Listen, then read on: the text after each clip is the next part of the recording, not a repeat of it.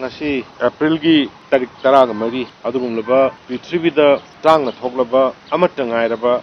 haiba yarba adugumba Bharat ki prithivi miyam punamangna pamnaraba adugumba constitution sibu ibiramba thoidongna Bharat basi singi marakta kai kumna ningai oiraba akhannaba gyan akhannaba loksing ishwar gi mapokkumna singthanaraba adugumba Dr. Ambedkar gi mapok numit aduga Bhim Jayanti haina khangna adugumba ngasigi Bharat pumbana palan tawnariba numit asida ayhangna Manipur gi miyamda aisa gi maikaidagi amadi Bharatiya Janata Party led government sigi maikaidagi yaifa paujel usually Bharat kumba yamna complex oiba different community kaya language kaya dharma kaya laiba masidaida nation tamoina one nation amoina sanaba yanana bagi adugumba aiba constitution ama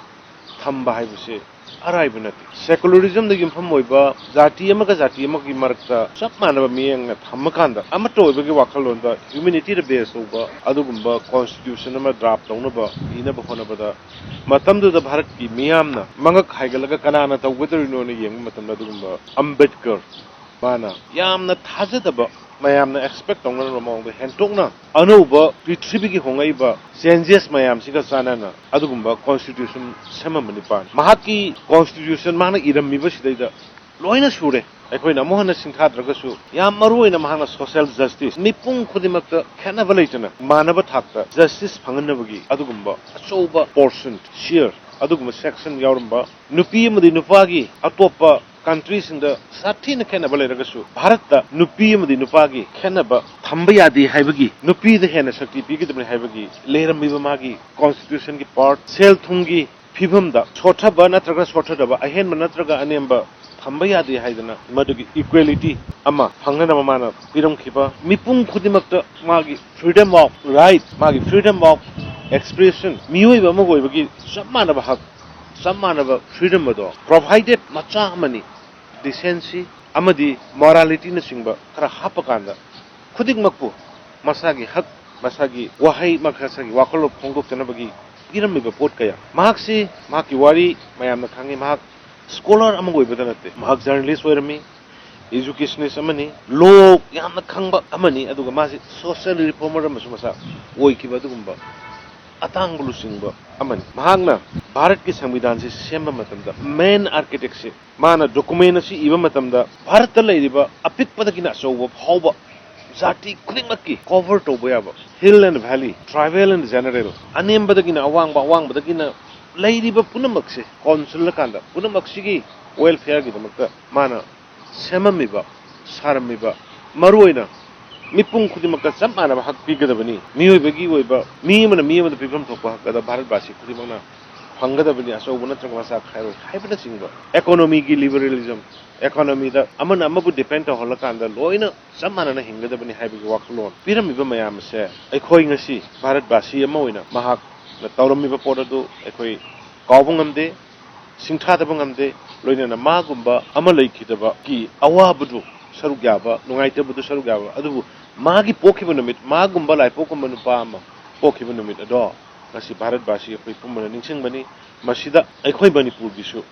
Lady Papunamang, Namaka, Dugumba, Mana Bharat Sida Pyramid, Bharat Kidanga Pyramid, contribution, Miam Guba, Amato, Vagi Wakalon, Ado, Ningsing Boy and Nasi Tora Masida, Magi, the Layshu, Katana, Magi, Hotoda, Lay Katana, Duktana, Kuna, Partantogani, Dr. Ambedkar, Tauramba, Pamamba. Mana Shamamba, Kayat Manunga, Yamna Mioibeda, Sandraba Yadraba, Mioiba Moina Toba, Yamna, Awang but Hak they kite Maninga, Posakara, Mana Tanamima Dudi, Light of a sing, Awana Tarba, Songa Panaba Singi, Akanava, Mien Kamnava Mana, constitutions, the Amna sound of provision Tambiram. Madugi Matungina, Magia Duguma Ningba, Magia Pamba, Mana Kalami walk alone, Matuna, Manipur state as well. Later, Liable, Nasi Sarkarsina, Chief Minister Hoxel Tangbang, Hogdole Harkanda, Mioi, Lak Taramokimatak, Nasidi, Lupa, Lak Ani Anigi, Matamamada, Mamitagi, Mapitana, Agima, Agipa, Aginushiravisha Naragasu, hospitalized on the Pesalataba, Doctor Dagi, Hidak Lining, pharmacist, Hidak Lining, Pesalate and later Makaya, the Nasidi, Aduma, Chief Minister Hoxel Tangbang, Hogoksa the Nangasi, Kanava Pibangam Adugumba, Sotarabasing Tangbang. High scheme Mama Hogok Harkana Quina. soinairaba soinairabi mimanadrabi kaya ningba kaina hingba mahau yaugdana leramba kaya do ngasidi yumda thagi oina lupa lising amaga changwa free da ekhoi pencil pire har kanda akoi makhoibu hingba mahau hajikta warbusu pihan mangamjare lairba afaba school private school sida tambang ngamjadaba mahiroi kaya satra sati kaya do ngasidi ekhoina school phagaranji haiba scheme ama hogoi har kanda pre nursery dagi government school sida free da tamhalle har kanda education for all haiba adugumba magi pamjaramba wakalon do ngasi ekhoi mapung phan mangame ahal oiraba oirabi kaya gi hajikta warbusu masada senthok leijaraga खर्सा लेजनबगी पोस्टक तो एखोई Go to Village Mission पांगथोपग लोइनना खुंगंग द चलकांदा